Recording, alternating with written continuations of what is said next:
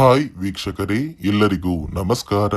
ನೋಡಿ, ಕೊನೆಗೂ ಸರ್ಕಾರದಿಂದ ಗೃಹಲಕ್ಷ್ಮಿ ಯೋಜನೆಯ ಪ್ರತಿಯೊಂದು ಫಲಾನುಭವಿಗಳ ಬ್ಯಾಂಕ್ ಖಾತೆಗೆ ಸರ್ಕಾರ 6,000 ಹಣನ ಜಮಾ ಮಾಡ್ತಾ ಇದೆ. ನಿಮ್ಮ ಬ್ಯಾಂಕ್ ಖಾತೆಗೆ ನಾಳೆ ಶನಿವಾರ ಜೂನ್ 7ರಿಂದ ಕರ್ನಾಟಕದ 26 ಜಿಲ್ಲೆಗಳ ಪ್ರತಿಯೊಂದು ಫಲಾನುಭವಿಗಳಿಗೆ ಗೃಹಲಕ್ಷ್ಮಿ ಯೋಜನೆಯ 19 ಮತ್ತು 20 ಮತ್ತು 21ನೇ ಕಂತಿನ ಹಣ, ಒಟ್ಟು 3 ತಿಂಗಳ 6,000 ಹಣನ 26 ಜಿಲ್ಲೆಗಳಿಗೆ 4 ಹಂತಗಳಲ್ಲಿ ಸರ್ಕಾರ ಜಮಾ ಮಾಡ್ತಾ ಇದೆ.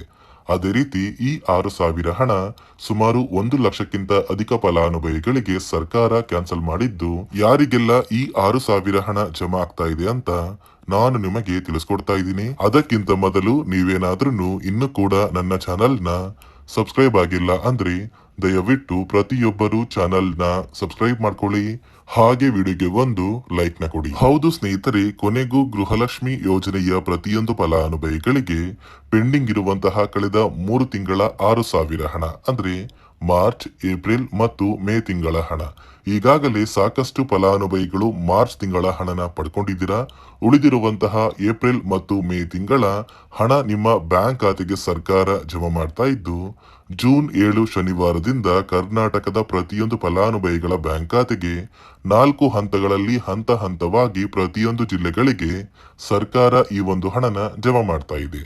ಅದೇ ರೀತಿ ಈ ಬಾರಿ ಈ ಗೃಹಲಕ್ಷ್ಮಿ ಯೋಜನೆಯ ಹಣದ ಜೊತೆಗೆ ಯಾರಿಗೆಲ್ಲ ಅನ್ನಭಾಗ್ಯ ಯೋಜನೆಯ ಪೆಂಡಿಂಗ್ ಇರುವ ಹಣ ಜಮಾ ಆಗಿಲ್ಲ, ನಿಮ್ಮ ಬ್ಯಾಂಕ್ ಖಾತೆಗೆ ಅನ್ನಭಾಗ್ಯ ಯೋಜನೆಯ ಕಳೆದ 5 ತಿಂಗಳ ಪೆಂಡಿಂಗ್ ಇರುವ ಒಟ್ಟು 2,000 ಹಣನ ಕೂಡ ಸರ್ಕಾರ ಜಮಾ ಮಾಡ್ತಾ ಇದೆ.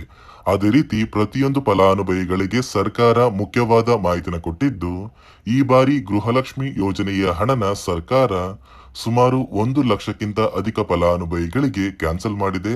ಅಂದ್ರೆ ಈ 1 ಲಕ್ಷಕ್ಕಿಂತ ಅಧಿಕ ಫಲಾನುಭವಿಗಳಿಗೆ ಇನ್ನು ಮುಂದೆ ಸರ್ಕಾರ ಯಾವುದೇ ರೀತಿಯ ಗೃಹಲಕ್ಷ್ಮಿ ಯೋಜನೆಯ ಹಣನ ಜಮಾ ಮಾಡೋದಿಲ್ಲ ಅಂತ ಒಂದು ಮಾಹಿತಿನ ಕೊಟ್ಟಿದೆ. ಹಾಗಾದ್ರೆ ನೀವು ಕೇಳಬಹುದು ಸ್ನೇಹಿತರೆ, ಯಾವ ಕಾರಣಕ್ಕೆ ಸರ್ಕಾರ ಈ ಫಲಾನುಭವಿಗಳಿಗೆ ಹಣನ ಕ್ಯಾನ್ಸಲ್ ಮಾಡಿದೆ ಅಂತ. ನೋಡಿ ಸ್ನೇಹಿತರೆ, ಸರ್ಕಾರದಿಂದ ಬಂದಿರುವಂತಹ ಒಂದು ಮಾಹಿತಿಯ ಪ್ರಕಾರ ಸರ್ಕಾರ ಪ್ರತಿಯೊಂದು ಫಲಾನುಭವಿಗಳ ಒಂದು ದಾಖಲಾತಿಗಳನ್ನ ಮರುಪರಿಶೀಲನೆ ಮಾಡಿ ನಂತರ ನಿಮ್ಮ ಬ್ಯಾಂಕ್ ಖಾತೆಗೆ ಹಣ ಜಮಾ ಮಾಡುತ್ತೆ. ಈ ಮರುಪರಿಶೀಲನೆ ಮಾಡುವಂತಹ ಸಂದರ್ಭದಲ್ಲಿ ಸರ್ಕಾರ 5 ಹೊಸ ನಿಯಮಗಳ ಆಧಾರದ ಮೇಲೆ ನಿಮ್ಮ ದಾಖಲಾತಿಗಳನ್ನ ಮರುಪರಿಶೀಲನೆ ಮಾಡ್ತಾರೆ.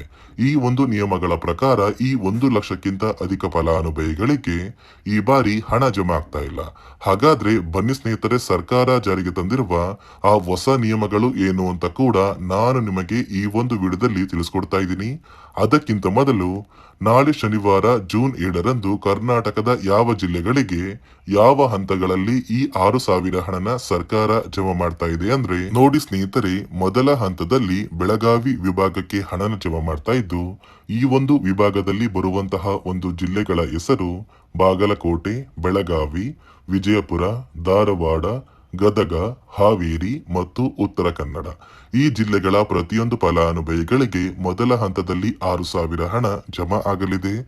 ಅದೇ ರೀತಿ ಎರಡನೆಯ ಹಂತದಲ್ಲಿ ಬೆಂಗಳೂರು ವಿಭಾಗಕ್ಕೆ ಈ ಒಂದು ಹಣ ಜಮಾ ಆಗ್ತಾ ಇದ್ದು, ಈ ಒಂದು ಹಂತದಲ್ಲಿ ಬರುವಂತಹ ಒಂದು ಜಿಲ್ಲೆಗಳ ಹೆಸರು ಬೆಂಗಳೂರು ನಗರ, ಬೆಂಗಳೂರು ಗ್ರಾಮಾಂತರ, ರಾಮನಗರ, ಚಿಕ್ಕಬಳ್ಳಾಪುರ, ಚಿತ್ರದುರ್ಗ, ದಾವಣಗೆರೆ, ಕೋಲಾರ, ಶಿವಮೊಗ್ಗ ಮತ್ತು ತುಮಕೂರು. ಈ ಜಿಲ್ಲೆಗಳಿಗೆ ಎರಡನೆಯ ಹಂತದಲ್ಲಿ ಸರ್ಕಾರ ಹಣನ ಜಮಾ ಮಾಡ್ತಾ ಇದ್ದು, ಮೂರನೆಯ ಹಂತದಲ್ಲಿ ಕಲಬುರಗಿ ವಿಭಾಗಕ್ಕೆ ಗೃಹಲಕ್ಷ್ಮಿ ಯೋಜನೆಯ 6,000 ಹಣ ಜಮಾ ಆಗ್ತಾ ಇದೆ.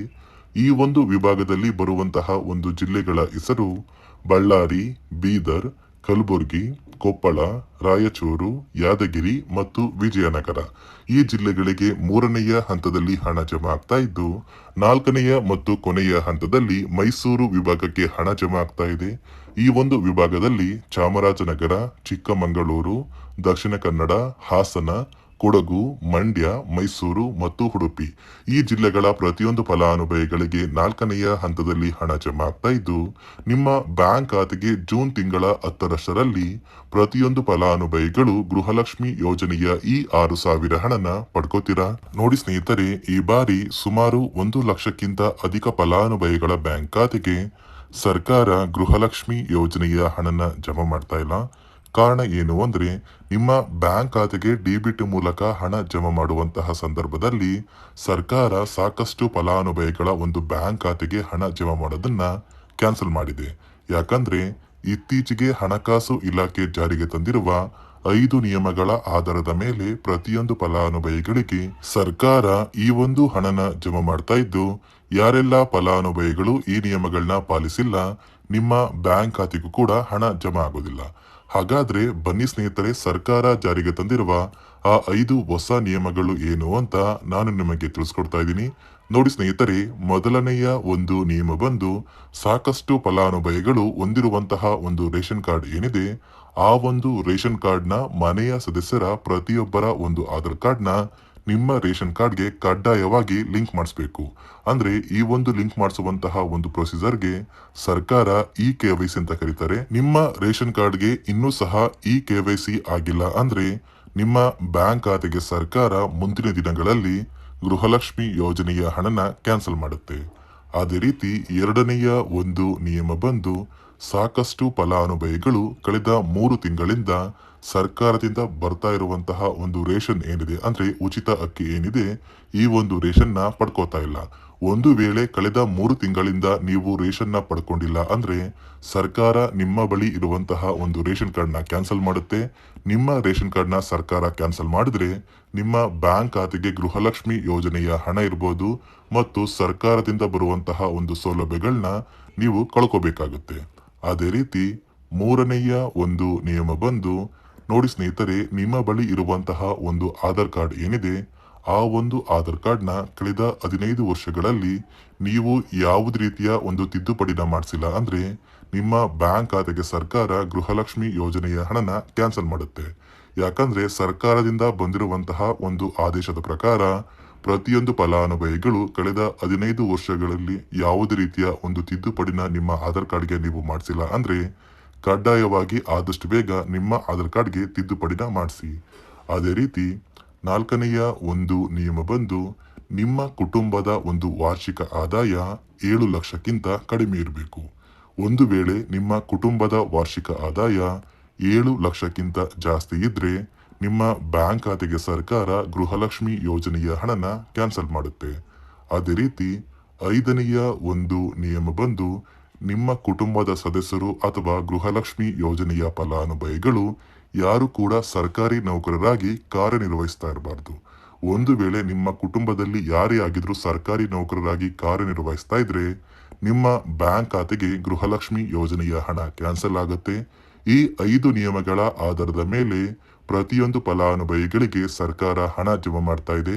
ಒಂದು ವೇಳೆ ನೀವು ಈ 5 ನಿಯಮಗಳನ್ನ